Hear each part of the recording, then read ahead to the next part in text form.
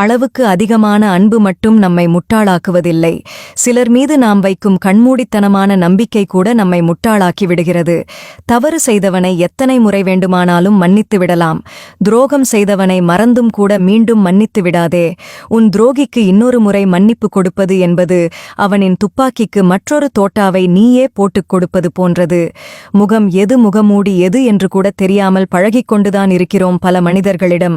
விழுந்து எழு, அப்போதுதான் நீ கீழே விழுவதை பார்த்து ரசிக்க காத்திருப்பவன் யார், உன்னை தூக்கிவிட கை கொடுப்பவன் யார் என்று உனக்கே தெரியும்.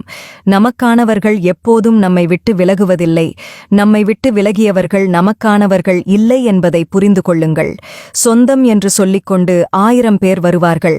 கஷ்டம் ஒன்று வந்தால்தான் தெரியும் அந்த 1000ல் எத்தனை பேர் உண்மையானவர்கள் என்று. உனக்கான மதிப்பு உன்னிடத்தில் மட்டுமே உண்டு. உன் மதிப்பை மற்றவர்களிடத்தில் தேடியும் பிறரிடம் நிரூபிக்க போராடியும் உன் நிம்மதியை இழந்துவிடாதே. கோபத்தில் நிதானமும், குழப்பத்தில் அமைதியும், துன்பத்தில் தைரியமும், தோல்வியில் பொறுமையும், வெற்றியில் தன்னடக்கமும் தான் வாழ்க்கையை இனிமையாக்கும். மிருகத்திடம் அன்பாக பழகுங்கள், அதற்கு மனித குணம் வந்துவிடும்.